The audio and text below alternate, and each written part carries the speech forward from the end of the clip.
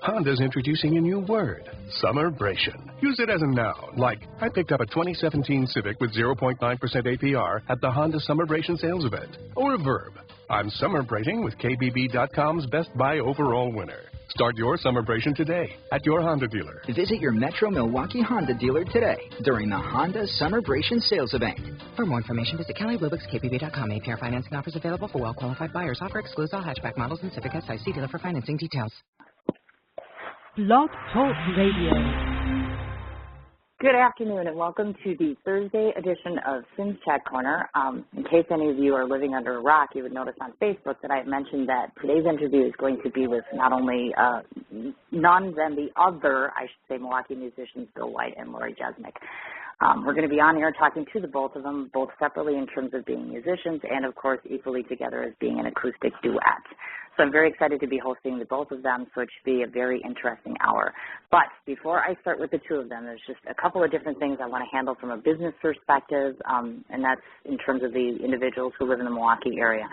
First of all, I just wanted to give a shout-out to two different people to let individuals know if you happen to be out and about this evening. My very dear friend, Mr. Rockabilly himself, Matthew Motherfucking Tyner, as they call him, is going to be playing down at the Impala Cocktail Lounge, and that's going to be from 10 to 12 o'clock tonight, and that's located in the River West area, if I'm not mistaken, on Center or Locust, one of the two. Forgive me that I didn't have a moment to go ahead and look it up.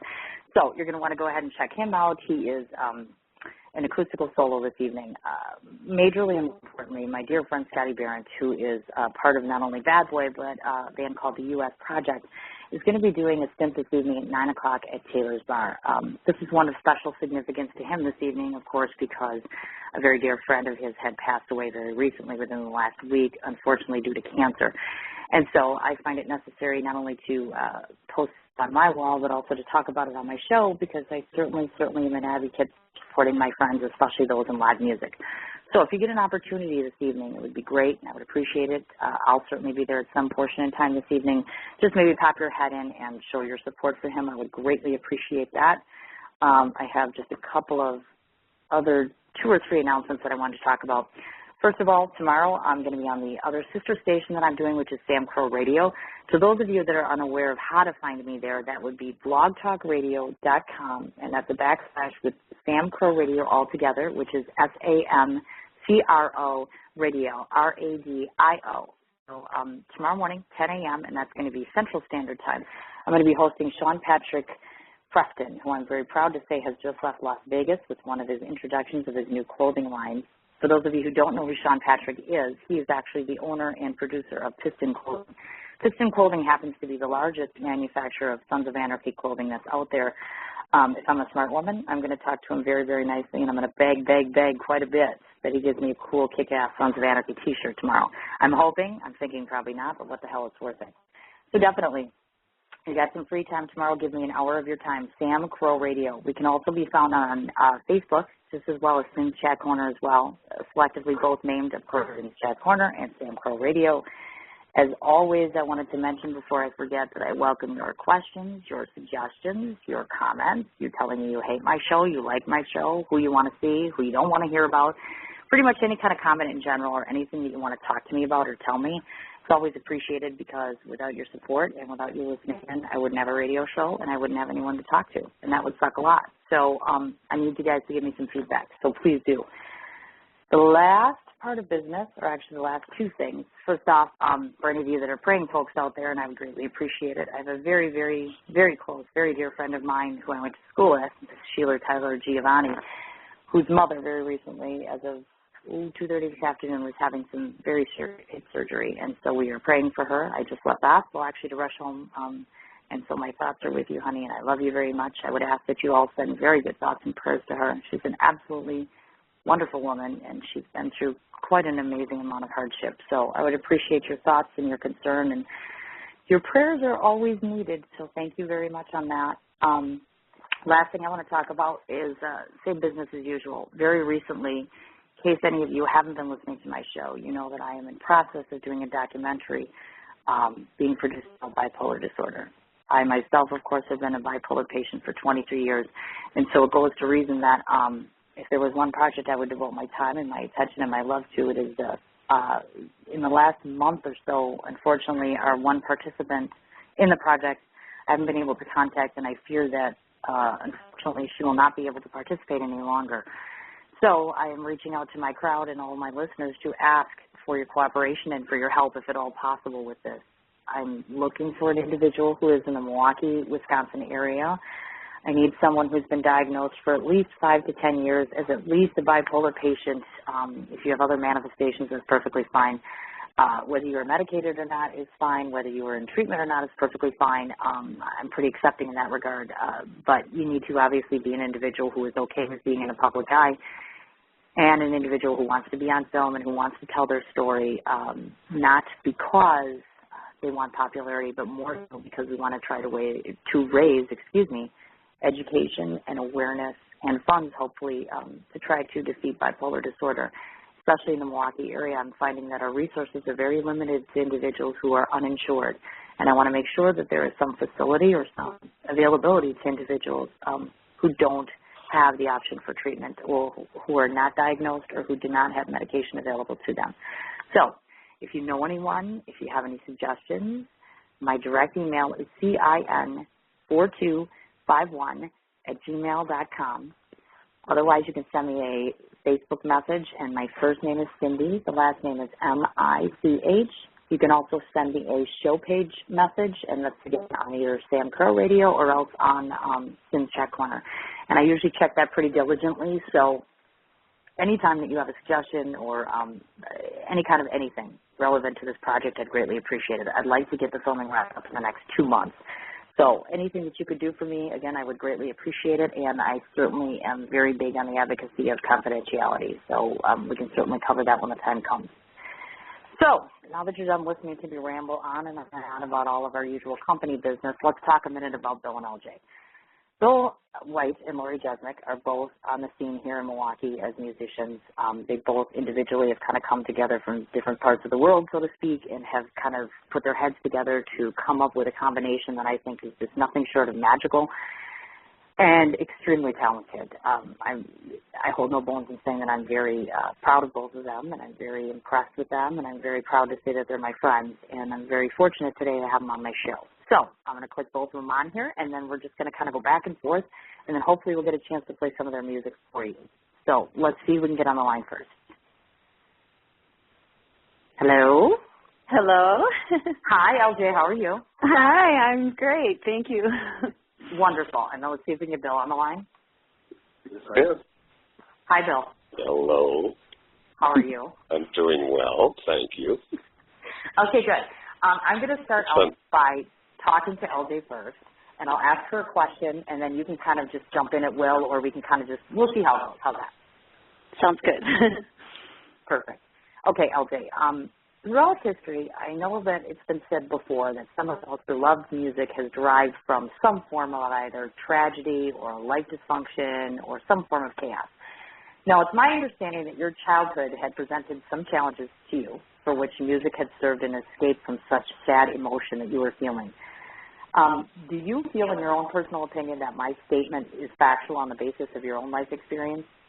Oh, definitely. Yeah, I think I'm really an emotional person anyway, and I don't know if that's part of my upbringing, if it brought it out more, but it just brought out my music 100%. All my emotions come out in my music. Now, when did you start noticing, obviously, of course, as a child, we all have our own aspirations in terms of what we want to do or where we see ourselves going. Was it more writing to begin with, or was it more playing with instruments? How did you get to the point where you said, yeah, this is my passion?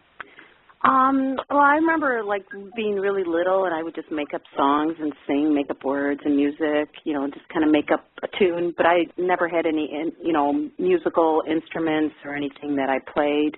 But it was mostly just in my head. And I think as a teenager, then I started writing poetry. You know, I wrote tons of poems, but usually when I wrote them, it was to music, you know, even though I couldn't play music because I didn't have an instrument. Okay. And then at what age did you finally start embarking upon doing something to, do something to further this passion of yours? I think when I was about 18, my brother had sold me his electric guitar and a little amp, and he showed me a couple of chords, and I started playing, and I started writing songs from that point on. And I have tons of songs now. Not tons, but lots of songs. Half a ton. I was going to say, did you have, was it a struggle for you when you were younger on, or was it always kind of that something instilled in your head, like you just always kind of knew how to put that right thought out on paper? Or I don't know. Music just always comes to me. I mean, I sing even, other people's music. I'm singing all the time, and my mother used to sing all the time too. And I don't know if that was instilled in me, like this music in the house all the time. So it was like there was always music. Anything musical. I just love music. So. Okay. What did you grow up listening to, or what did you find your influences? When I was probably Beatles were my first, initiation to music, because my older brother and my parents had two different kinds of music. My mom was like Barbra Streisand, Dean Martin, and my dad was more Hank Williams. So they were like two diverse, different, tastes in music. And I didn't dislike them, but it wasn't I didn't really like listening to that. But I was a kid, I think as a kid you're like, I want to hear some like guitar and more, and I liked Elvis Presley, but the Beatles were probably my main, growing up. That's what I listened to. And what did you admire most about them? Why were they such a staple for you? I guess the music was catchy, easy to sing to, and the words were easy to learn. You knew the words. They was like, they just had this catchy tunes right away, and they touched you sometimes too. Some of the songs hit you, like, oh yeah, I know, and this is how I'm feeling right now, Makes sense. Okay. Now we're going to do the flip side over to Bill. I noticed, Bill, that a parallel experience that both of you share is your obvious early introduction into music. Obviously, LJ just mentioned 18, and I know that you had started roughly around age 16. I'm always wanting to explore the motivation behind one's career path. So I wanted to ask you, Bill, was it based upon family influences or life events, or what kind of prompted this decision to become musical as far as your career? Oh, well, I did play music in school. I played trumpet, from 4th or 5th grade on. I took a lot of music theory courses in junior high and high school, those types of things, chorus, and anything that was music I would sign up for. I didn't really start playing guitar until I was 16, or teaching myself to play guitar at 16. The Beatles, as LJ said, were a terrific influence on me, and I was 10 years old when I saw them on the Ed Sullivan Show, their debut performance, and I think that was a real red-letter day. And then Grandma got me a transistor radio for Christmas that year, and that's when it all began. Oh, my goodness. Now, did you have a flair specifically for the guitar, or were there other things, like you had mentioned the other instrument? Were there other things that you had toyed with or played with early on, or was it primarily just the guitar? Well, like I said, I played the trumpet and marching bands and all the school activities that go along with, being in that environment. But I liked, I think another red letter day was the day I saw the movie starring George Hamilton about Hank Williams Sr. I think it was called The Cheating Heart. It was about 64, and I fell in love with his music as well, which is some of the best music still to this day. It's the real country stuff, and I love that stuff still. And it's very much like the Beatles. It's fun to listen to. It's melodic. You can do it yourself in some cases. And, I have I like folk music prior to that, and the Christie Minstrels and all those acoustic guitar vocal groups were just right up my alley, and I still do it. Yes, we do, as a matter of fact. Did you find that your passion was ingrown early on in terms of not just the playing, but also with the singing or writing or anything else on the musical side, or was it just more you started with the instruments and then ventured from there? Well, I think I just wanted to be a singer-guitar player. I dabbled in songwriting, but it wasn't my strong suit. I would just try to mimic or imitate whatever was popular at the time when I was young. And I didn't really get to pursue it professionally then because I got married at a young age and I was just turning 20 and had a couple of children, and that was my first marriage. And, of course, that was my focus, to be a father and a husband, and I had to take care of business that way, work, be the breadwinner, and da-da-da. So the music took a back seat. But it always played. It was always a hobby for me. Okay. And then, of course, I also wanted to ask you similarly as we talked to LJ about this, were there certain particular things that arose out of, let's say, tragedy or some kind of life chaos or dysfunction? Do you think that kind of played a part in how that affects you musically or how you play? Myself? You're asking me that? Yeah. No, not really. I used music in a therapeutic way, though. Sure, we all have good days, bad days, or troubles, and I would definitely sit down with my guitar and just explore and sink into it to help deal with whatever good old hurdles life was throwing at me. Saved me thousands in therapy, actually. So, it was definitely a crutch or something to help me through difficult times. And a lot of times out of those moments, like the divorce of my first marriage, I wrote quite a few songs out of that. And they were all about that. And they're really not kind of songs that you want to go out and dance to. But if you want to cry, they're good ones to listen to. But yeah, I did definitely find solace in music, in my own music. Sure, I got you. So in the first 10 minutes, we've learned basically, folks, that if you want to avoid therapy and large costs associated with it, learn how to either play damn music or sing it. That's the bottom line. Good. We've learned something in the first 4 minutes. Moving along back to LJ now. I don't know any musician that would dispute that, to be honest with you. Yay! See, I brought them on here because they're smart, and now they've taught us something. Thank you. Thank you, Sydney. No, thank you. Okay. Now, LJ, you have projected to me that as a child, I know you expressed yourself in a literal manner through poetry, and of course you stated that musical lyrics were floating in your head, literally floating in your head. Now, I imagine this to be the catalyst to your embarking upon a musical career. Would you think that, you have all these thoughts and feelings and everything going on in that head? Did that kind of help you to embrace knowing that this was the path you were chosen to take? I guess it's just something I always wanted to do. I always thought about, I'm like, you just have these dreams for yourself, like, oh, if I could be up on stage singing like them, you go to see a band or something. I'm like, oh, that's so awesome, like, if I could be up there. And then I just have this nervous side of me, too, that sometimes takes away from that a little bit, but I'm getting better at that because I love it. I just love singing. I do, and I love the feedback we're getting. It's cool and it's fun. Okay. Now, as you're primarily, in case some people don't know this, you're a self-created talent. Basically what that means, obviously, is that you haven't had the formal training per se. Were there ever moments where you regretted not obtaining more formal music training?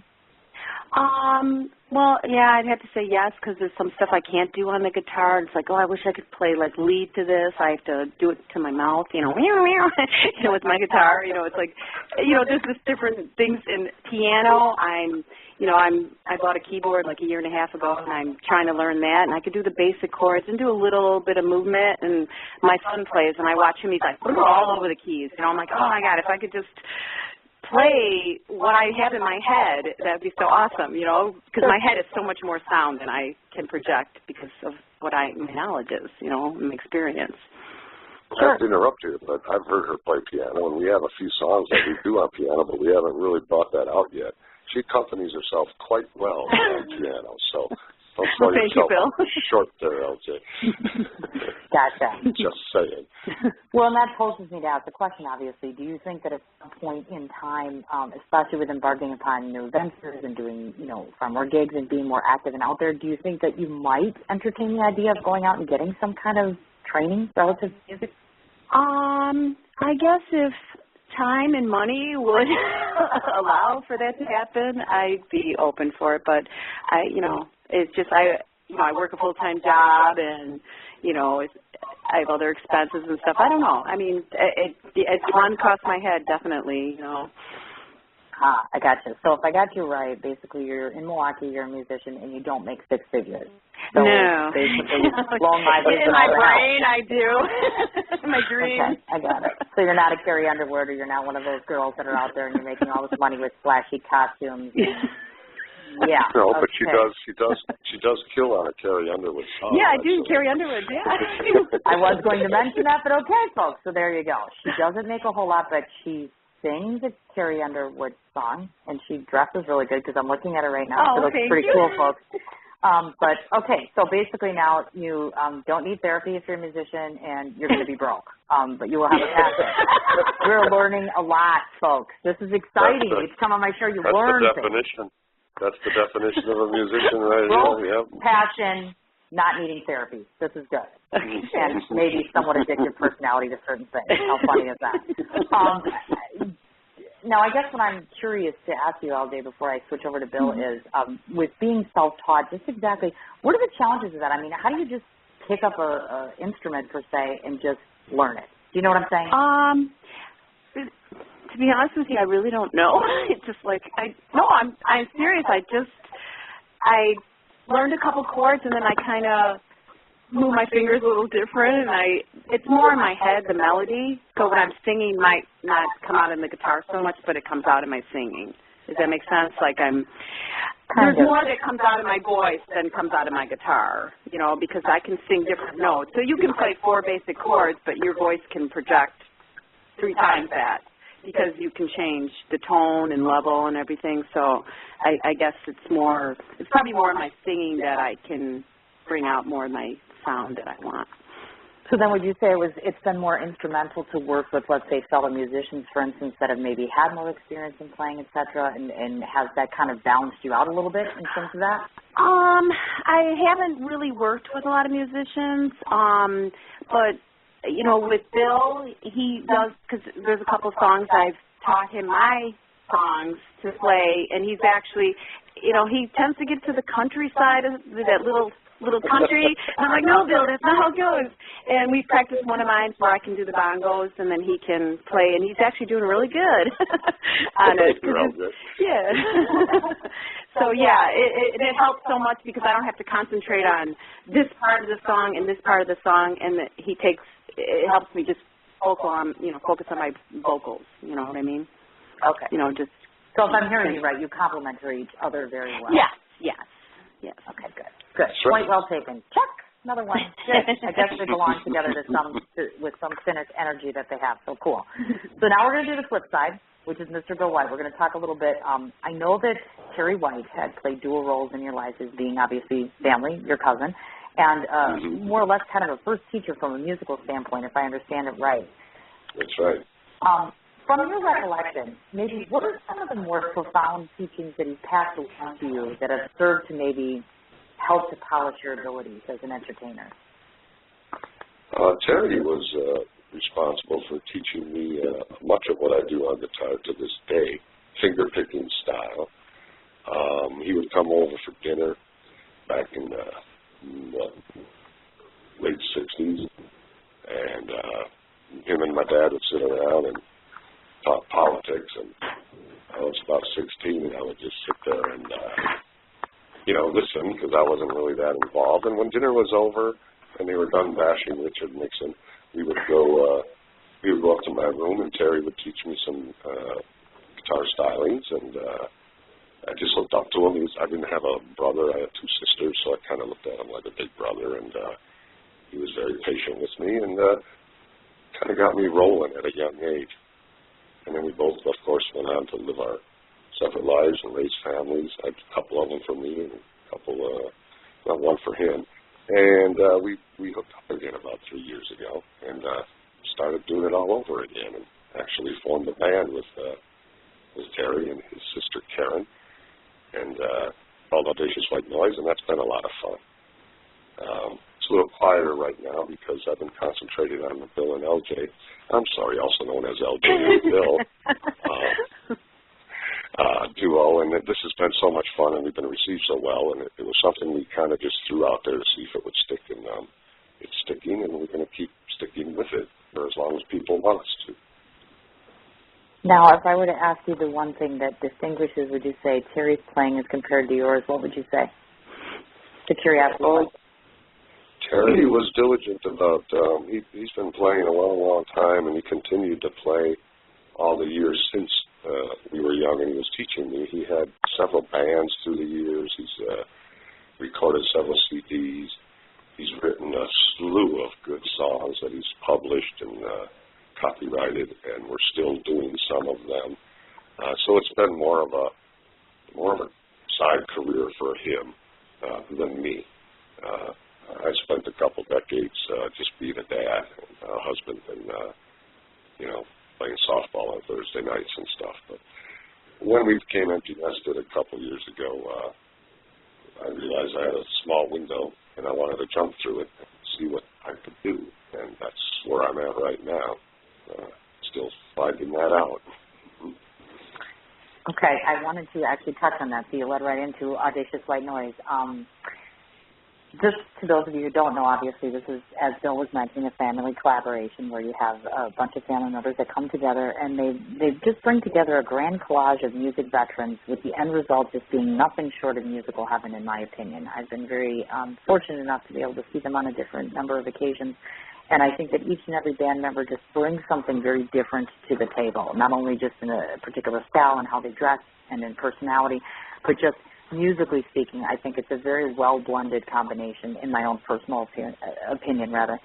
But I wanted to ask you, how might this experience, being with Audacious White Noise, compare to being in a acoustical duet, meaning that is it more simplistic being in a band as compared to just the two of you acoustically? How does that vary? I found that being a part of a five-piece group, it's a little different. You kind of just have your part that you have to contribute. All five members do. And I would be remiss if I didn't mention Herb Honky, who is our bass player, and he's been a white friend of the family, the White family, for 30, 40 years, and he's basically a family member. So basically, it's three whites and a honky, just so you understand. But so we all just get together. I find it a little easier because you're really responsible just for your part, and you hope that all five parts blend together and make one wonderful sound.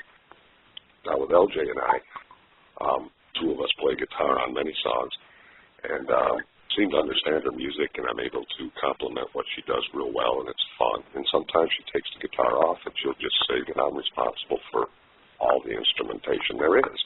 Except the bongos. Except for the bongos, that's right. I'm sorry. I haven't figured out a way to play those with my feet yet, but I wouldn't want to take that away from you. You do that so good. But, it's a little different because the whole focus is then on me to carry the instrumentation. But it's nothing we do is that difficult. It's fun. It's, it's kind of a pop rock kind of a sound. And, to me, music doesn't have to be complicated to be enjoyable. I could, learn how to shred a guitar, I suppose. I have friends that can do that for me, so I don't have to. You just got to provide a good rhythm and a bass for LJ's wonderful voice. And I throw in you're welcome. I throw in some subtle harmonies here and there, and it's really the LJ show. We feature it quite a bit. We get a lot of requests to do some of my songs, and we're going to get around to that once we have more hours to fill. But right now we're just working on with LJ songs. I'd like to actually have a set list that would include a majority of the LJ songs. So if we can stick to this long enough, I'm sure that's what will happen, because they're very good. They're very good. Well, don't play yourself short too much, Thank Bill. you.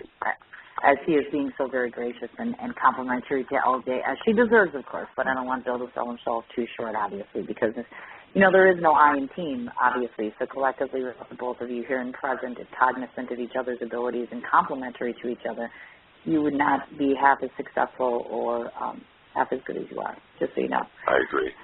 All right, we're going back to LJ. We didn't really learn anything off of that question. Maybe next one. We're not keeping you up, are we, Cindy?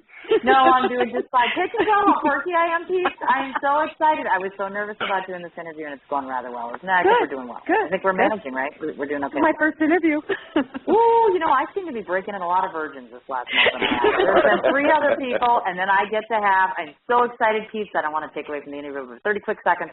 Drake is a country music singer who is a very, very first openly gay country singer that is going to be on my show. So I get another virgin. I love hopping. We love hopping streets on the show. It's another exciting thing. Okay. So obviously, as you had prefaced before, you have a brother with musical skills who had kind of passed along some of his wisdom to you, I'm gathering, as it relates to music. Tell me a little bit about how he proved to be significant in terms of your music ability, or what you learned from him. Well, he gave me my first guitar, sold me actually, and he just showed me some of the music, and he took me and my sister to see all 4 Beatle movies together. They were playing. I think I was about 8 or 9 or 10. I can't remember how old, but we went home. He was singing like every song. He knew the words, and we were all singing in the car. It was so fun. And I guess just watching him play and stuff, I was like, I want to do that too, and then he's like, well, here, I'll show you, and he started showing me, and he came over a couple times, and he showed me some new chords, and then I started meeting more people too, and they'd show me different chords and stuff, and I tried to copy, learn, other people's music, and I have a hard time with that, because I think I just have my own style, and it's hard for me to play somebody else's song, because I feel like I can't do it justice. I can't do it as good as they do it, so I think, well, it's my song, so I can do it as good as, it's as good as I feel it is, so but trying to play somebody else's is more difficult for me. And I don't think he's written anything or anything like that, but I don't know, if he writes or, as much as I do. I think I was more that side, that artistic side was in me to write poetry and write music, so. Okay. Now, you've described yourself in saying that when you feel a melody, then you sing it, is basically how you had posed it to me. Mm-hmm. Now, was this craft sharp first at this young age, or was it perfected over time, or is this just kind of just been this little sixth sense that you carry around with you? All of the above. I do have this sixth sense, I think, kind of, for lack of a better explanation. But I perfected it very much, just in what I've learned and developed in different music, listening to other people, and, like working with Bill. He's, helped me in, some of my songs, I'm like, not sure where to go in some direction, and sometimes to get somebody else's feedback, and, because my songs tend to be long, and so I'm trying to work on getting them a little shorter, so they stay catchy in people's minds, so it's not like, okay, when's the song going to end, kind of thing, you want to, keep, I don't know, just entertain people that way, I don't know. I understand, I do. I'd like you to expound to the listeners a little bit about any of the musical projects, whether it was solo, band, or otherwise, that encompassed your involvement prior to, of course, joining Audacious White Noise, which we'll talk about. So what were you kind of doing prior to that point in time, musically? Oh, me? Yes. Playing my guitar in my bedroom, pretty much. Yeah. So it wasn't like you were out and about, like oh, no. Robot, for instance, and going little places here, little places there, or doing anything relevant to that. She didn't have any experience like that at all until we started doing this. I think when I was like 19, there was a little party. All my neighbors all played guitar at this little apartment I lived in, and I actually played one of my songs, and I was so nervous. And it was one of my breakup songs at the time that I wrote. So I'm like ready to cry because I'm singing this song, and I'm like, oh my God, everybody's listening to me. And I got through the whole thing. But, I mean, I've had a couple incidents like that, and I think I played for my friends. Actually, my nephew's family, I'm really close with them, and he's my godson. I actually played they had a little event for him when he came back from Afghanistan, and I had written a song for him, so I got to play that. Beautiful song. So that was kind of cool, with his family and friends there, and everybody really enjoyed it, so it was kind of gave me that, I don't know, just a good feeling, you know, because you're touching other people's lives with something that you're feeling, you know, your own. You created, yeah, so. Just magical. That's the only word that I can come up with. I mean, always in awe of the musicians, no matter whether they're local or not, that come on my show, because they possess I'm a writer, so I can compose maybe such as they do, but this just resonating sound the minute that they open up their mouths. It's the way that they think, the way they behave, the way they conduct themselves. It's just a whole nother thing. It's really cool, for lack of a better word. It's just cool. I think it's very, very cool, and I'm very blessed to know so many of them. I really am. I just stand in awe of all of you. Now, maybe you could just explain to us, LJ, how the collaboration came about with you becoming part of Audacious White Noise. Well, I had met Bill through a mutual friend,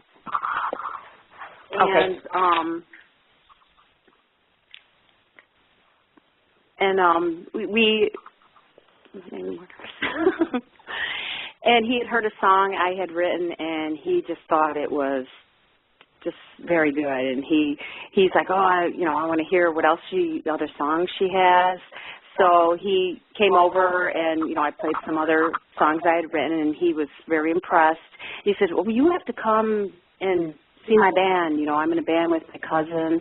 And so I came over there, and I think after a couple times they had me playing bongos because they didn't have a percussionist. And I'm like, I've never played bongos before or any kind of percussion. Like, oh, you could follow along. So I started playing, and they actually had me play some gigs with them, and it was so fun. I was like, oh, this is cool. But I just felt like I was like way back in the corner, and I wanted to sing. I'm watching the microphones up there, and I'm like, I want one of those. I didn't even care if it was backup, but I wanted to sing so bad, And I told Bill, we talked about it, and then I, talked to Terry, and, I thanked them. I really appreciated having that, that they were interested in having me, play with them and perform with them. But it was not, I want to play my music. I write music, and that's what I want to do. I don't want to do covers. I don't mind doing covers, but I want to do my songs. And I think that's with Bill, liking, when he heard my songs, he was right there, and he's like, we got to get you out there. Your songs are good. Right. So that you had a stack of papers with lyrics on them gathered over the last 25, 30 years probably. Mm-hmm. Not that you're that old. Yeah, of course. And we went through them one by one. There were no chords on these. It's just words. And I'm like, where's the music? Where's the chords? They're up here. And like, for every one of them? I said, yes. My goodness. So she started playing every single one, and I made two piles. I made a pile of, oh, my God, that's really excellent. And, hey, this is good, but we'll put it over there. I know. I was like, wait, what's wrong with that song? I sort of separated them to what I thought was, whatever, more quality or whatever. And we should probably revisit that pretty soon because there's some stuff we haven't heard in a long time that could sound a whole lot different now than it did then. So, yeah, she's got a vault. I call it the vault of stuff. And she's creating new music every day. I'll come over every couple of weeks, and she'll let me know I got a couple working up here, and she'll pop them on me, and they're always outstanding and a little bit different from the last one. There's a little similar grain that runs through them all, but that's with any artist. And, there's more coming. I promise. This is a good thing, and I'm very excited about that. Okay, LJ, thank you so much. So what did we learn from that one? Let me think. Yeah, I'll get back on that. I haven't quite figured out what the lesson learned was on that one. I'm trying to get a lesson for every single question here. Oh, yes, we're gonna get LJ to get a little less nervous here. Okay. Over the course. And if we just keep talking to her all night, eventually she'll be like, yeah, and she won't say, I don't know. I had a guest that did that the other day, actually. He was an actor, a Sons of Vanity actor, and I asked him, where do you find your movies? Where can we go look up your movies and watch them? I don't know. I said, don't ever do another interview where you tell someone you've done work and you don't know where it is. And we just laughed about it. So we're gonna work on LJ here. We're gonna take the pressure off her, and we're gonna put it on Bill now. All righty. All right, Mr. Bill. Yes. And I'm going to date him a little bit, so I hate to break the bubble in case any of you have ever looked at Bill White. I know he's 35. He's not actually 30 like he tells everyone. Because I'm going to date him a little bit here, and I'm going to say Dating back to the 60s and 70s, was a young Bill White pounding on doors, attempting to making a musical name for himself, of course. Some of your earlier gigs, I know, comprised of different coffee houses with a band entitled Wooden Music.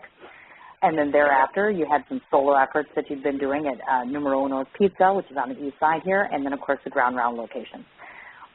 During this facet of your career, what did you discover about the musical industry, if anything?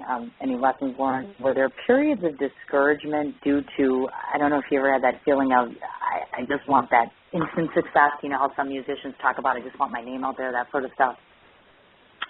Well, back then, singer-songwriters were very big. You had James Taylor, the late Jim Croce, who was fantastic, Kelly Simon.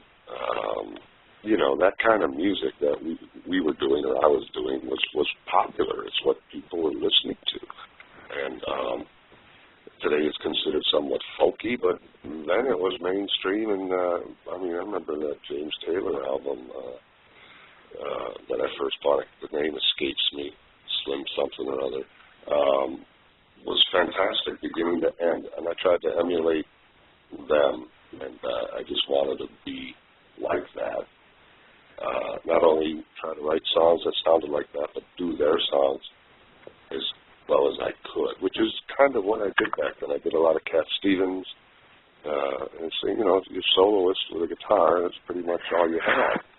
I've never played electric guitar in my whole life. I've always been an acoustic player, a 12-string, 6-string, whatever. I've been in some duos and trios, and I was always the 12-string guy, and played that for a long time. But, yeah, that's just what people liked back then, and I was just emulating what was popular.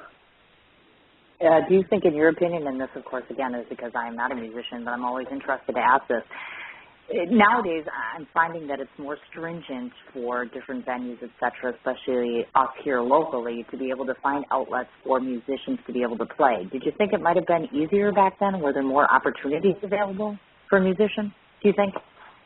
No, I think it was very similar. There were more non-bar scenes that you could play at. Today it seems restricted a lot to bars. What do you mean by non-bars? Where did you play?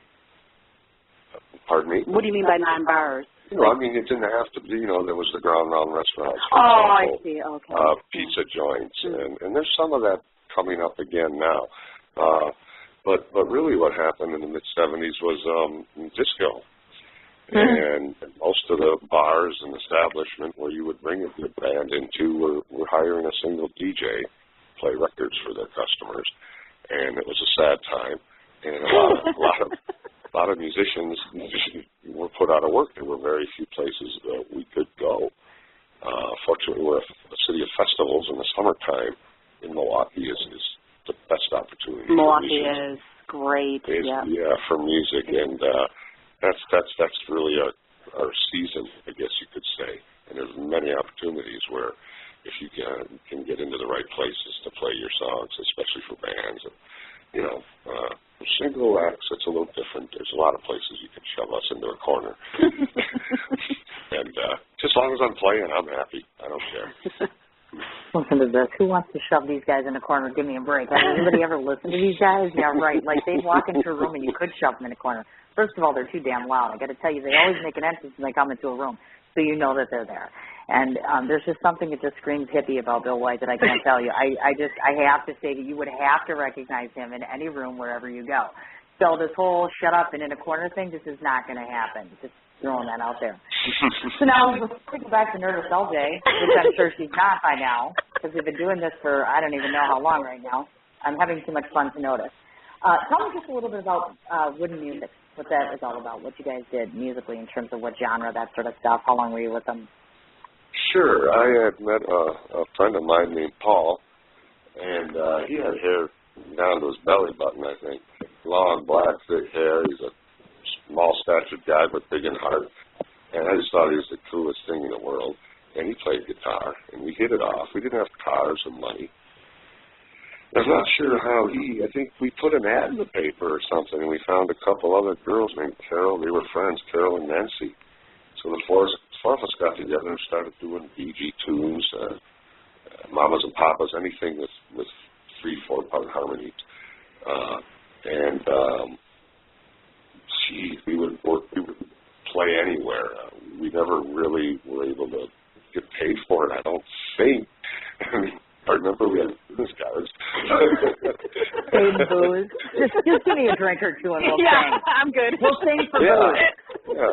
Back then it was a drink or two or a bag or something, but it was pretty funny because that time was, the late 60s and early 70s was a really different time period than today. And you could just go down to the lakefront at Milwaukee and find a piece of land down there, and there'd be a bunch of other people down there with guitars and just sit down and start playing them before you knew it. There was just hundreds of people.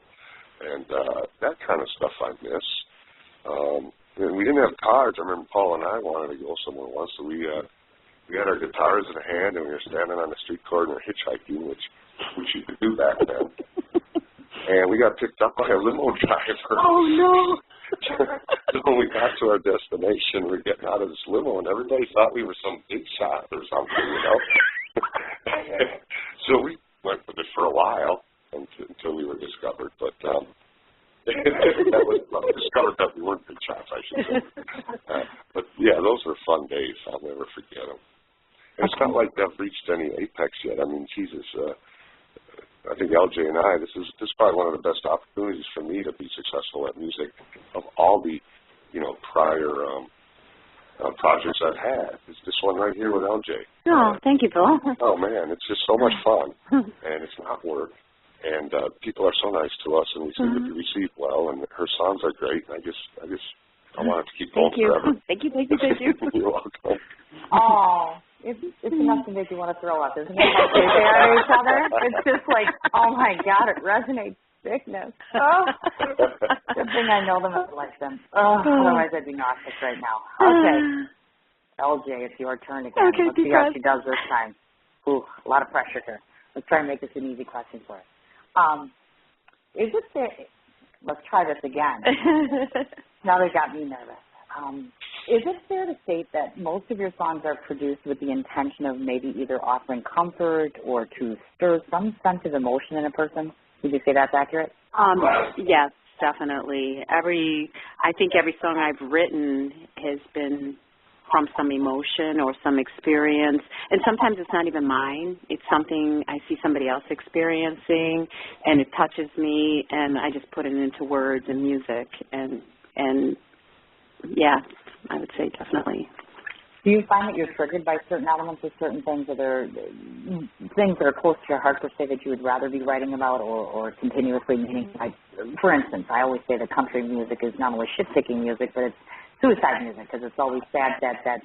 Do you find yourself leaning one way or the other in terms of what direction musically you want to go as far as, are you going to do emotional ballads, or have you picked a genre, so to speak?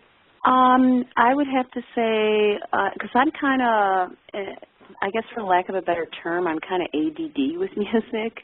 I could play, a slow melody kind of song, and then I come up, I'll be rocking, another song. And, I already have a couple in my head. Kind of a bluesy one I want to, I'm still working on. I just love every kind of music. And I want to project that. I want to bring that out because that's what I love listening to. Sometimes you get, I've heard musicians and I've bought CDs and stuff where sometimes the songs, they're so similar that it's like, okay, I love this song, it's so catchy. And then the next song is, it's kind of like that song. And I do have some songs like that too, but I want to have more of a variety. I want to have just these different sounds, and that's why I want to sing. I want to, sing for people, and bring out. One thing about LJ's songwriting style is it's all in her head, and she hears it in the full orchestration. She hears it with every instrument, with drums, with bass, everything. So when she transforms that onto a piece of paper and from her head to her guitar, I think that's what developed this, what I like to call rapid fire rhythm stroke she has. She's trying to recreate everything that she hears in her head with her with one little instrument, and it's really something. I mean, it's just unreal, and it allows me to just complement that rapid fire stroke she has with some complementary notes or stroking, slow chords or something. They go together real well. And again, there's nothing real complicated about what we do, but it's catchy as heck, at least for me. I know Bill told me every time I call him, I'm just listening to your song. I'm like, what? That's so cool. It's catchy as heck, folks. That's going to be our new expression. It's catchy as heck. No one else here, catchy as heck. I didn't know how. Like that one. What kind of adjectives I was allowed. He's prolific, isn't he? He should be a writer. Yeah, he should. Hey, that gives me an idea for another song. Look at that. We are making music in the living room right now, folks. I can't even tell you how excited I am to be a part of this process. Give me a guitar. How it works. Right. Give her an instrument, she's good to go, right? Do you find, and I think it's logical or presumption in just knowing you, that using music as a coping mechanism, meaning that I myself as a writer, I'm on the opposite end of the spectrum. If I write anything that is emotionally so tolling for me that I have to cry, I will not write it. I'm guessing that you're on the opposite end of the spectrum and that you utilize this as some form of a coping mechanism for you. Oh, definitely. I've written stuff, and it's like I'll write it one night and I listen back to it, or I read the words the next day and I'm like, oh my God, but it helps bring that out and helps me feel what I need to feel instead of keeping it all inside, because sometimes you need to let that out, and that's a good thing, I learned that through my short lifespan. Short lifespan. My young, youthful lifespan. Because Bill is 30 and LJ is 34. So, yeah. Right. We got this youthful crowd in the middle of this room here. Just so you know, folks. Look them up on Facebook and then ask them, okay? That's all I'm going to say. But we'll find out later in the interview. I'm pushing 6 decades. I'm not afraid to say that. But he's youthful looking, folks. And I feel good. I could comment, but I'm not going to. Moving right along. Last question for you, LJ. Do you classify yourself? Would it be a fair assessment to call you a alternative pop musician, or how do you consider yourself? Yeah, I would direct it toward alternative pop. Yeah, because some of them are kind of popish sounding, and alternative is not a real direct classification. I don't think I'm country. I don't really direct in that way, but I would say more of alternative pop. I'm not big on genres. It's all music to me. I don't exclude anything because it's in a certain genre. I could hear some rap song, which I'm not a rap fan. I haven't done a rap yet. But there you go. That might be a new direction for us. I hope she doesn't. Just saying, the host doesn't like rap crap. But there are some rap Hey, there's some good rap music that I like. All right. Singer-songwriter stuff is what I've always liked, and rap is not that far from singer-songwriter. Well, they're just versing a poem. I mean, some rap goes in too deep a direction, but yeah. One example would be Eminem's "Cleaning Up My Closet." I mean, that's just still one of my most favorite songs ever. It's just, it's wonderful. I thought my song was your favorite song ever. Yes, it is. They're having a lovely quarrel on the air. On my show. Oh, you should hear us while we're practicing. Awkward. Okay, time to break up the fight. Let's move it along here, folks. No fight here. Whew. I have to break up a brawl in the middle of my house. All right, Mr. White, on to you. Now, I know that one day you had made the discovery of Lorrie's song, All and Everything, is what you were listening to, apparently. Right. Tell me what was particularly intriguing to you about that song and about her talents, first off. Well, you didn't get to see what she looked like. She had stock footage playing on the video of a car just driving through scenic terrain, a rural area. So you were forced to focus on the voice and the nice accompanying guitar part. But the voice and the lyrics were mesmerizing to me. I never heard a voice like that. When I heard it, I didn't think, oh, she sounds like, no, I didn't think of anybody. I just went, who is this? What a unique voice. And it was heartfelt, and it hit me.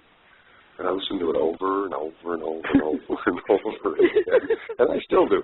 And we actually went and did some recordings of it, too. Yes, we did. You'll hear one maybe today and maybe not, but you can hear them on our Facebook pages and on SoundCloud. just searching it. But anyway, it really, really is a mesmerizing song. And I thought, well, if somebody can do that, they can do more. And that's what prompted me to get in touch with her and go hear what else she had. And that's pretty much how LJ and Bill, also known as Bill and LJ, were discovered, or I should say born. And, it's a wonderful song. It will always, it's one of those songs that will always sound good, always seem up to date. It will never sound old. Because it talks about our feelings, and that's real stuff. It's so cool, though, because it's a song I just play guitar and sing by myself. Mm-hmm. Yeah, I don't touch that one. Bill will be over there singing while I'm because he'll want me to play it, and he'll start singing, and I'm like, at first I was just like, well, come on, I'm trying to sing. Why are you singing? And I'm like, oh, yeah, he's singing my song. And I'm envisioning because that's, you want people to sing with you, and so that was very cool. But I will not perform it with her. That is hers and hers alone. I want nothing to do with that one. That's just a beauty. Okay. Do you formulate that will be kind of the status quo, meaning like if you sing or create songs, Bill, that you'll have your time and she'll have her time, and then you'll collaborate together in terms of actual now, featuring mostly LJ. I'm not sure I'd even do. Occasionally, I'll throw a couple out there. Somebody. Yeah, when I have a bathroom break or something, I'm like, take the stage.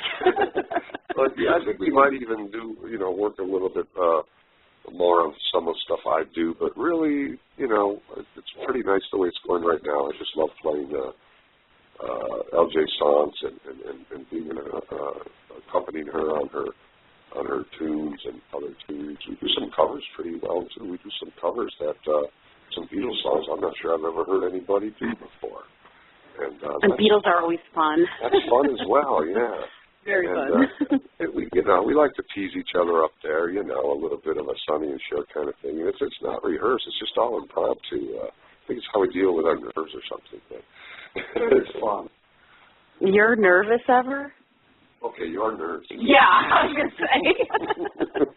If I ask my audience right now, who would the nervous one be? And again, I'm sitting in front of her. She's really doing just fine. She's not nervous at all. I think she's just trying to personify or act like she's nervous. But she's just fine. She's probably done this over and over and over again, Now, Bill, I'm asking it's been about roughly 6 months since you solidified the duet as the two of you. If I got that right? Yeah, maybe a little more, but sure. Okay. Maybe you could discuss some of the accomplishments you've had to date and outline for us your take on what would pacify you for the future of Bill and LJ, or LJ and Bill, however collectively you want to put it. Sure. When we first started practicing, obviously we didn't play in front of everybody, but we were working very hard.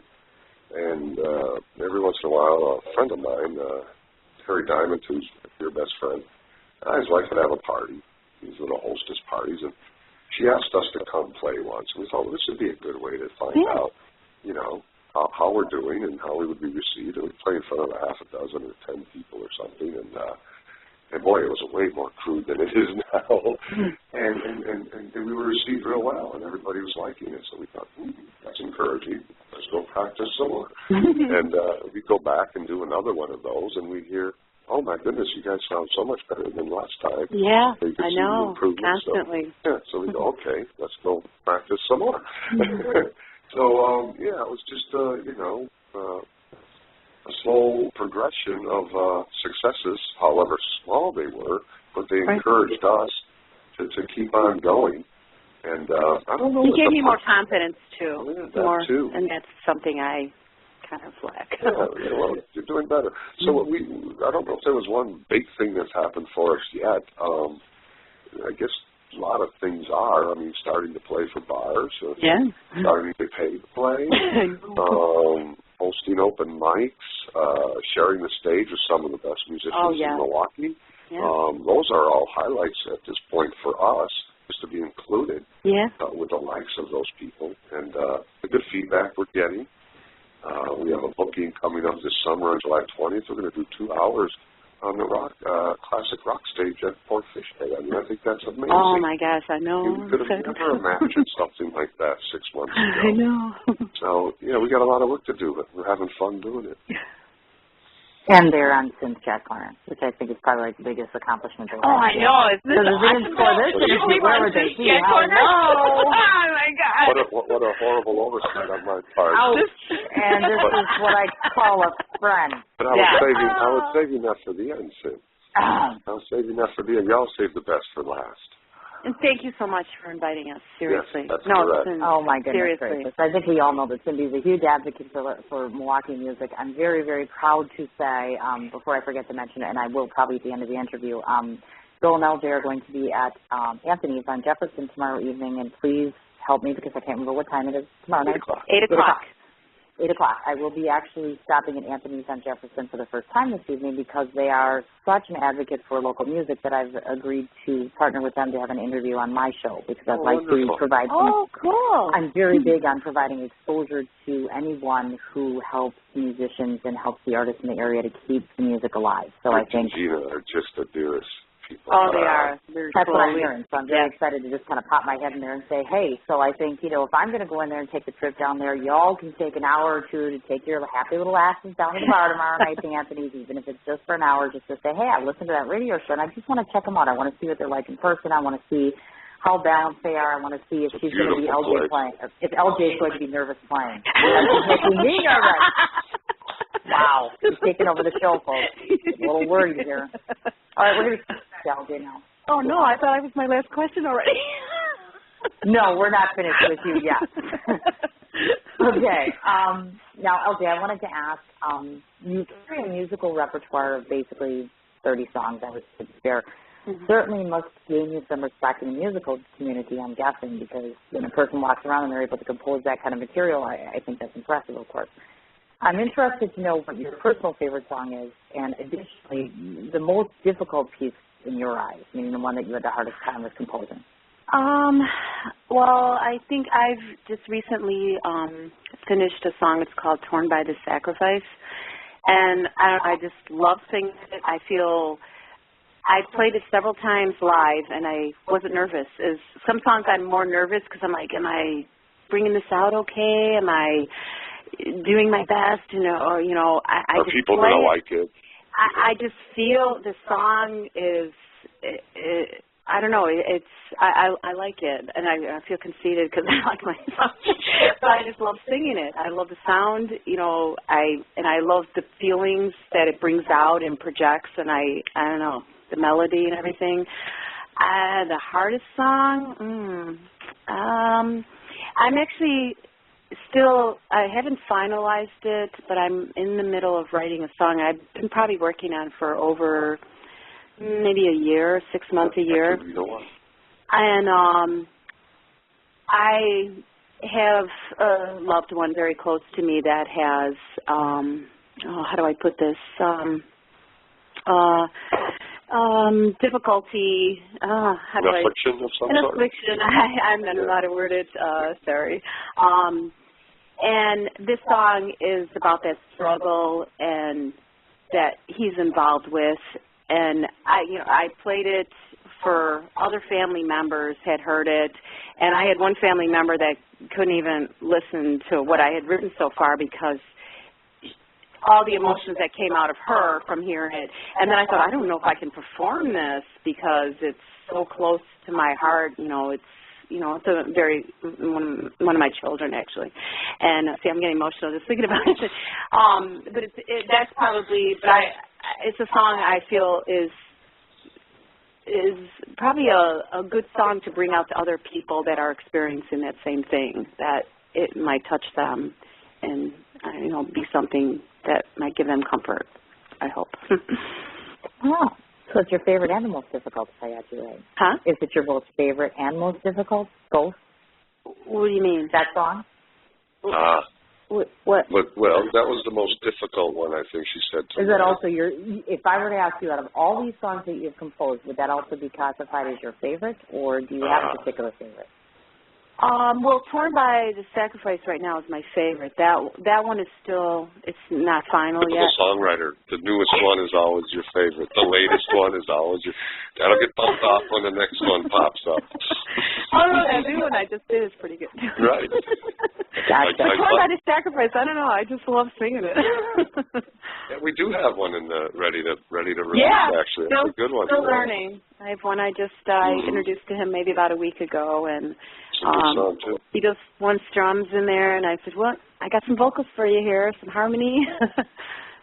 I'm hoping to do that maybe tomorrow night, or at least maybe in the next couple. Soon. Yeah. Now, did you tell the backstory about Bring Them Home? Bring Him Home. Oh, no, I do that, because that was just my other question to you. Can you tell the backstory, because I like that? I wrote a song.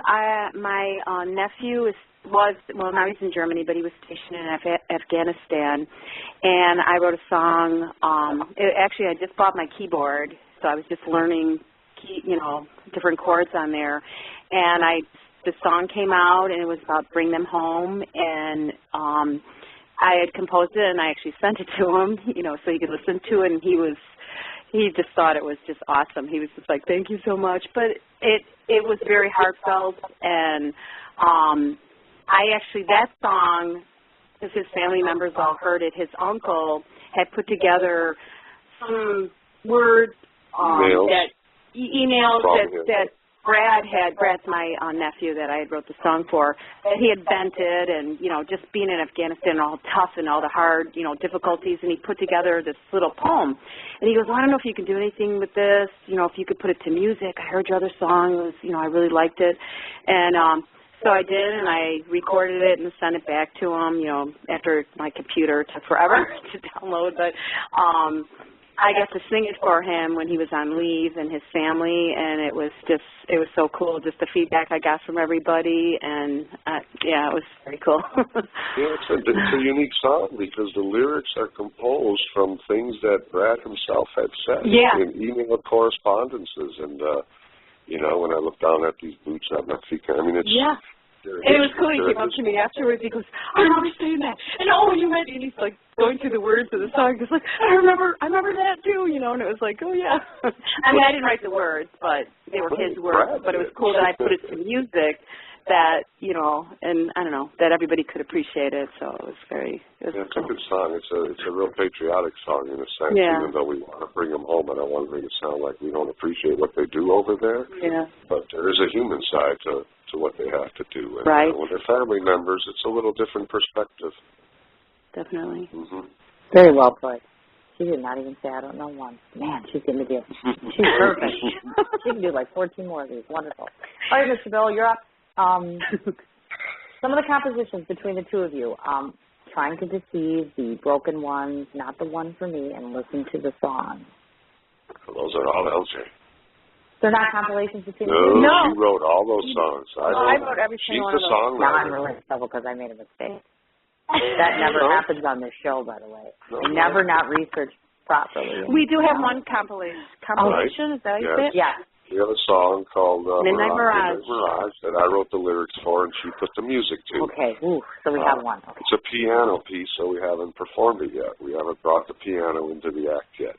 Okay. But she did a real good job putting music to that one. But all these songs we do, and we say it's all pure LJ. She wrote everything. All those songs, those are all mine. I contribute guitar. So please forgive me that I screwed that up. Because that never happened. Harmonies on Yep. I play them like they're mine because they're just. There you go. It was my backup band. Yeah. There you go. Well, thank you for clarifying that. Now we can go on to the second portion. Hopefully this part I got right. Can I describe to our listeners what you're wearing? Yeah. Would that be You okay? can. Feel free to tell people what I do my radio show in. It's a wonderful pink fuzzy robe. She was wearing this really cute black dress and stuff. And she leaves for 5 minutes and comes back with this big, bulky pink robe. Your gray leather slippers. Yes. Oh my gosh, I didn't even notice those. Yeah, and my slippers on, and and my glass with Marilyn Monroe. Marilyn Monroe glass. Yeah, Marilyn Monroe glass, which is pretty significant with today.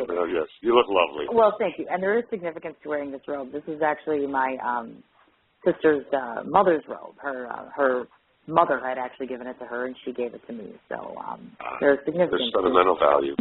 Now I understand why you wear it. So the question that I have, and hopefully I'll get this question right since I fumbled up 30 seconds ago. Whew, my boss is hollering at me. I might get fired tomorrow. I may not have a radio show, folks, and Bill and LJ took me down. Thanks. You're welcome.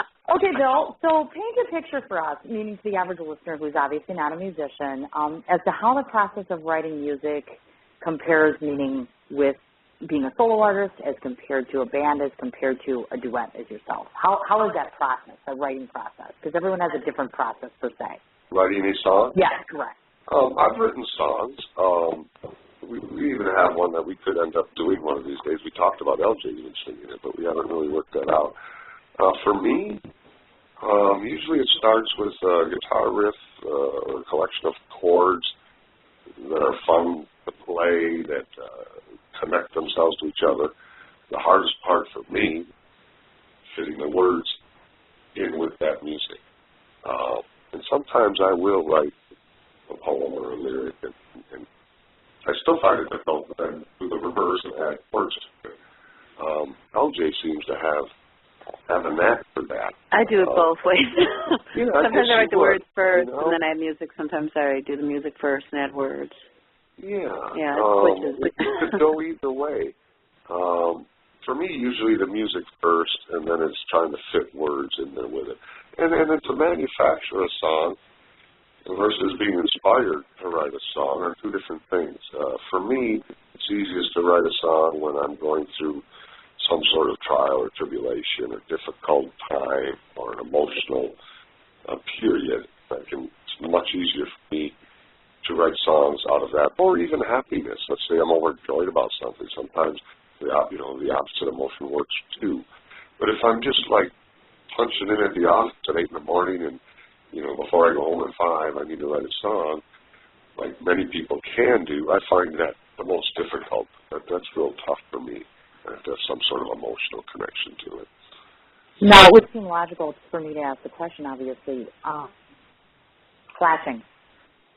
Is there clashing involved with this? Is it process, meaning the collective process of writing? I mean, when you're collaborating with another person, do you ever find that it becomes relatively heated, or you kind of just don't always see eye to eye on things, or is it all copacetic 24/7? No, because most of the songs that are mine. I mean, I don't say anything about anybody else's songs because it's somebody else's song. I am very I have a sound that I want to bring out, and sometimes. I don't want to mention any names, but Bill tends to go a little country-ish at me. So I'm like, no, Bill, it's not a country song. So we do, and he works with me very good. Yes, there's clashing, though, definitely. She just tells me that she's got a new song, and she'll play it. And sometimes I'll make a suggestion, sometimes the wrong one. A lot of times the wrong one. And it goes back to how it's supposed to be. And then we learn it that way. But you have to give her respect, because she's the one that created it. She's the one that knows how it sounded from the inception. I just heard it for the first time. So you really can't, judge something that way and think you can change it. But, I had that one I wrote on the keyboard, Where Do You Go? You added that little... Well, you were looking for a little something. I had something that I... Yeah, he had something working on the guitar, and we put it in, and it sounds wonderful. He's like, I did that. I could never build a song around this little thing I had. I could just never build anything around it. But it was a real pretty series of notes and chords. Yeah. And I thought, well, why don't you see if this fits in there? Yeah, and it worked. And sure enough, it did work. So, yeah, we do collaborate well. Yeah, I guess we collaborate on that song. We actually do collaborate very well. Yeah. It's just, yeah. Notice how they're playing Kissy Face again? Yeah. Try being in a room with them for an hour. Yeah. Just saying. There's more wine. Yeah, there is, actually. I'll be getting that in a moment. Thank you. But before I ask my last two questions to the both of you, I want to collectively ask you a question at the same time, and either one of you can answer, or both would be fine. I'm just curious to ask you, if you had a dream collaboration, since we're in Milwaukee, we'll leave it to the local thing because there's too many bigger artists. In Milwaukee, collectively, the two of you, who would you want to partner with? Who would be your dream collaboration for either one of you? Oh, my. In your own mind. Question. I know. Like collaborate in writing a song or performing a song? I would say either collaborate with writing, performing, both. I have a lot of friends in town that are musicians. Oh, well, you probably know many more people than I do. I can't imagine. I'm actually a fan as well. I mean, I'm a spectator. I'm a supporter of all music in town. I'm out there listening to it, not because I want to be part of it, but because I enjoy it. and they hit me emotionally, and they bring me something that I can take home and feel good about. It's not that I want to horn in and work with them or anything like that, but there's just an abundance of talent. Annie B., Ethan Keller, Matt M.S. Tyner, the Carpetbaggers. I think Ethan would be fun. I'm very close with Ethan. Yeah, I like Ethan a lot, and I could see maybe us He's collaborating got some such diverse. His music is so all over. Yeah, and he's very talented. Yeah. But a lot of times, even these guys we're all musicians, and friends. A lot of times when we're together, music isn't what dominates our time together. We're just friends, and we do what normal friends do. We talk about other stuff and do other stuff, but it's not always about music. A lot of times it doesn't. I know he posted the one time he was sitting with Ethan, Danny, and who else was there? In the same room. And we didn't play a note, and I'm like, I would have played for you guys. Right. Yeah, we were in a room for an hour together, and nobody picked up a guitar or even talked about playing, so it's... I would have played. I would have been your background little sound going. Sure. And I didn't get a chance to ask you all day because I know that I had asked Bill this. In terms of your personal hopes or goals for the collaboration here, what do you want to see happen between the two of you musically? I guess I don't know right now because everything's so new. My main objective was I wanted to share my music, and that's what we're doing right now. And where it's going is so far in a really good direction. I hope it keeps going. So do I. And because I want to share my songs. That's what I wanted to do from... The longer we're together, the more songs will be LJ's, because she just keeps writing them. So we'll just keep subbing some of the covers for the originals, and pretty soon it'll be 3/4 of LJ's tunes, which would be dynamite. And obviously, of course, I am the first one to tell you that I've been privy to listening to LJ's music before, and I have to say that I'm always very impressed by anyone that has the ability and the talent that she does, and to be so humble about it. And I give a lot of credit to individuals, and I'm not going to give out her real age, even though I know it. When an individual, you're quite welcome. Don't worry, it'll come out, honey. We have one personal question for both of you. It's always so refreshing to me to see somebody who's not discouraged by the fact that we live in a society where Carrie Underwood or individuals like Taylor Swift are out there and they're making phenomenal bucks and they're so well known. And it's not intimidating to her. She's not running into a corner and saying, oh, my God, I'm so old. Nobody's going to listen to me. And she's out there, and she's establishing herself. And they're making something of themselves, despite the fact that they might be classified as the older musician group, if you will, which I think is really kick-ass in my opinion. So kudos to you guys. Thank you. Thanks. So, so let's talk personal for a moment. I'm almost finished with them, so I got to put in the good dirt here, which is, oh, my God. If you've seen LJ on Facebook, this is all I can tell you. Yeah, that's right. She's prettier than most of us, including the host. Ouch. Yeah, I get to interview people that look better than me. Yay, that's great. And she's single. Yeah. Yes, she is. I throw that out there. All right, where is this going? She is also a mother. She is a grandmother, and she is obviously a musician. I know that she likes Ryan Braun. Of course, who doesn't? I just like looking at him. I'm not sure if she actually enjoys his playing style as much as I do, but he does well with a bat. I noticed that she enjoys Disney movies. I see that she's a fan of one of my favorite shows, House. Yes. And I miss that very much because I love anyone who's a smart-ass, sarcastic, anything. So I'm like, I totally miss House. So I just want you to tell the audience just a few other details that they might be surprised to know about the woman behind the voice.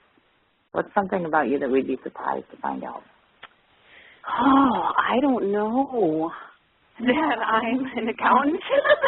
Can you believe it? She's not a six-figure musician in Milwaukee. She has a day job. Can you believe a musician with a day job? And I get up at 3:30 a.m. every day, Monday through Friday. Oh, my God. Yeah, I know. How many grandchildren we got? We have 7. Holy hell, people. Yes. Somebody was making love so Yeah, much. I was like a baby, Wow. Wow. I was one of those mom prodigies, And what do your kids think of this? I mean, in terms of just you tackling this? They think it's very cool. They're very proud of me and very supportive. Yeah, they like it a lot. Even my grandbabies do. Oh, that's awesome. My granddaughter, she sings with me and she wants to do my song. Oh, that's awesome. She comes over. So. Cool. So now we got to put the light on Mr. White here. So Bill, now Bill, of course, not only is he a musician, but he is married. So therefore, ladies, Woodstock guy here is not available. He is a husband to an absolutely beautiful woman he's been married to for like forever. He's a father. 25 years. Oh my God, he remembered. Let's give him credit. That's a pretty kick-ass guy that remembers how long he's been married. This August. It'll be 25 years this August. And we know we're going to spoil Barbie Rotten. Thank you. He is also a Packer fan. He's a wine enthusiast, but first and foremost, he is what I would consider to be one of the most supreme friends that I could possibly say that I'm lucky to have in my life. And, of course, obviously... Likewise. Oh, thank you. We share this quality, of course, of, we both have written poetry before, which I didn't know until I interviewed Bill, so how cool is that? But I must not forget to mention, as he had stated earlier, his respect and adoration for the Beatles, of course. I guess, I don't know if I asked you this or not, or I don't remember. First of all, tell us something that would surprise us in terms of you on a personal level. And then second of all, because obviously I know the Beatles are your passion, somebody else or some other group that's out there that's really been significant to you in terms of your career? Well, I think that whole era in the early 60s, some of the Beatles stuff, like I said, the Hank Williams senior stuff that I learned to love from the movie that was out back then, You're Cheating Hard, and subsequent 8-track tapes that I acquired and listened to. I remember a record I had in grade school. A teacher played. It was Stephen Foster songs. If you look him up, he's a folk artist from way back. And I Dream of Jeannie and Camptown Races and all that kind of stuff. Sung by a children's choir was my first record that I fell in love with. And the harmonies and the the choral type stuff is what I've always gravitated towards. Multiple vocal tracks and stuff. And and then of course the Beatles hit and all the sound-alikes that came with that. Dave Clark 5, Herman's Hermits, the Monkees, the Animals, whatever, the Stones. It was all very, very impressionable music back then, and that was my first, my first exposure to rock and roll. Of course, later on, you had the heavier, what we would call the underground music, the FM station music, like Zeppelin and Black Sabbath, and all that stuff came out, and that was all great music too, for a different aged person. But what I like about the earlier stuff is it's fun to listen to. It's not as serious. It's not, it's just fun. Yeah, it's happy. It's my Christmas music, I call it. That's my Christmas music, and it just makes me feel good. And when I'm not feeling good, I listen to it and I feel better. And that's pretty much it in a nutshell. And I don't even remember the question. I know you weren't listening. My question was, if there was one thing... He does the same thing when we're playing. He goes off and talks. You see this? You see what I mean? So I don't feel so bad. LJ kind of is like, oh, yeah, what is he doing? I don't know. And then Phil's like, I'm sorry, were we doing an interview or something here? Oh, wait, I'm on the radio. Yeah, that's right. I'm almost done, okay? I'll just make it quick, Phil, because I've lost your attention. Sure. One thing about you that would surprise people, or something about you that people don't know. Personal. Mm-hmm. Tell me something personal, Bill. People don't know. That they don't know about me? Yeah. You need a black card because I can help you. Well, I'm an open book. I mean, most of my close friends know everything I'm thinking as I'm thinking it almost.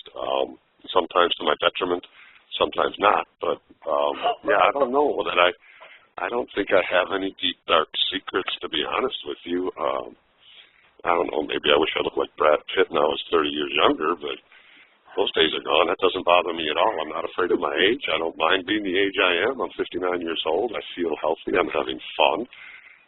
For probably not the first time in my life, I've always enjoyed every phase of my life as they came along, but this is the one I always wanted to do that I never could do because I was busy doing something else. And now I finally had the chance to play guitar and share it with LJ, who I didn't know. 2 years ago, I didn't even know she was going to be in my life musically. So, yeah, this is kind of a blessing, and I'm having fun with it. What more could a guy ask for as a musician and a friend? Very well put. Even though you weren't paying attention, you saved yourself very well again. Yeah, you did, Bill. He's really good at that, folks. Wait till you meet him in person. Yeah, wait. Okay, now we're down to our final question. I know that you all are sad because we've provided you with such an amusing interview. I have to say we don't always have this much fun on my show. I mean, we try to, but I don't usually have my live group here. I always have fun. This is my last and final question to the both of you, or either one can address it, whichever. I'm curious to just tell our listeners or our audience, if they want to come and see you, what projects you have that are coming in the upcoming future, where can they see you besides Anthony's on Jefferson, because we talked about that tomorrow night. How do they stay in touch with you as far as social media-wise goes? Give them all the outlets where they can reach both of you together or individually. Well, Bill, why don't you take the floor? Okay, I can quickly respond to that. Right now, we don't have a www page, but we do have a Facebook page. It's Bill and LJ, also known as LJ and Bill. It's easy to find. You have Bill White. You can you can join my Facebook page if you like. I will definitely welcome you to it because I post everything that we do there and what others are doing as well. It's not just about us. It's about the whole Milwaukee music scene, which I find fascinating. I find it one of the best kept secrets in the world because we have so much talent here. Some are playing, some are working, some aren't.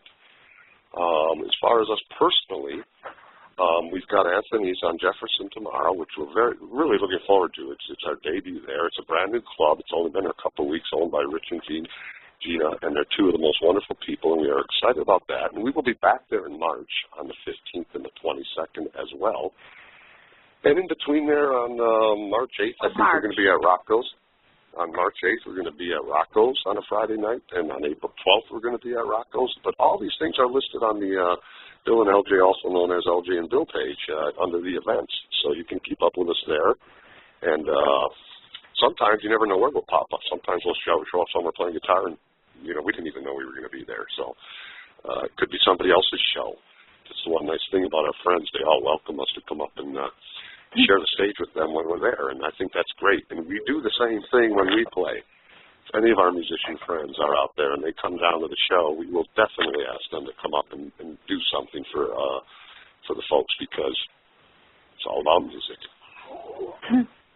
Now, LJ, do you want to add anything in terms of finding you or your songs or any means for anybody to listen to any kind of stuff that you've done? Well, I have a couple posted on YouTube, but they're not real good recordings. I want to do better. I don't have, I don't have good equipment to record. And most of them I put on there so Bill could hear them, so I could send them to him. But we're working on that. We have a couple that we've put down on CD, and we're working to get some more. So that's in the works right now. I wonder if you can. Probably. I wonder if Cindy's able to play one. Oh, yes. I was Is he able to play one? Oh, we're just about to find out, aren't we? I'm looking at my studio page, and the answer to that question is no. Apparently, my BTR, I'm on Blog Talk Radio, and my representative here, unfortunately, has not been able to. Pretty problem with conversion today, putting audio clips onto the show. Oh, no problem. You can hear them at our page. Yes, definitely. And what will happen, folks, just to let you know, anybody who's listening or who might listen, obviously after the show gets finished, within the half an hour, it becomes an archived episode. So anyone at any given point in time, all year round, can come back and listen to my interview with the two of them anytime you like. I'll also post up on my personal page as well as Students Chat Corner in terms of all the information relative to Bill and LJ so that you can find them and find out how to get connected with them. And, of course, hopefully sometime tomorrow at the latest, I will go back into this episode and I will actually integrate, listen to the song, which is actually the song that we are going to play this evening that unfortunately we can't because for some reason I'm having a technical problem. So I will go back. I will integrate that in there. So before I let them go, I just want to say thank you so very much because they've been very good sports taking, all of my crap because I tend to be so sarcastic as they know. They've been very good sports. They've been very attentive. Their answers have been very good. And they have accentuated themselves, I hope, very, very well. I usually always take the last 30 seconds of my show, which I will now because before I'll finish with them and then I'll say what I got to say. So I will take my 30 seconds to say this much about the two guests that I have this evening. To all of you who don't know them, because I'm fortunate enough to know them, there are 5 things that I can tell you that I know for certain about this duet, which is very kind to one another, very magical combination, very full of talent, very full of life and exuberance, and just so very different than other collaborations in that they have a respect for one another. They're almost like kindred spirits with some respect. And I find it to be very touching, and it's not something that I see every day. I'm very blessed to say that most of us in this circle have great admiration and respect for the music that they do and are very supportive of their endeavors. And I think that it would behoove you greatly to form an association with them, or at least if you're not in the area, check out their music, take a listen to them, try to be supportive if you can. Live music, slowly but surely, I'm fearing might become more of a dead entity in this city, and I would not wish that to happen. So, I'm very, very, very in awe of the people that sit in this room right now. I am but a lowly writer, and without individuals such as this, I wouldn't have a show and I wouldn't be successful. So really, my thanks goes to them, not to me. And again, get your ass on my page. Go ahead and check out all the ways to get a hold of them. Tomorrow we will have the music on there so you can actually listen to them. Do not forget, please, please, please do not forget, 10 o'clock tomorrow morning, my sister show. I will be hosting Sam Crow Radio, Sean Patrick Parsons, Piston Clothing, Sons of Fantasy Clothing. You cannot miss this interview, 10 to 11 tomorrow morning. Again, thank you so much to Bill and LJ, and I hope you all have a wonderful evening. And don't forget, Taylor's at 9 o'clock, Scotty Barron, Matt Motherfucking Tyner from 10 to 12 down at Impala Lounge. You guys have yourself a wonderful evening and take care.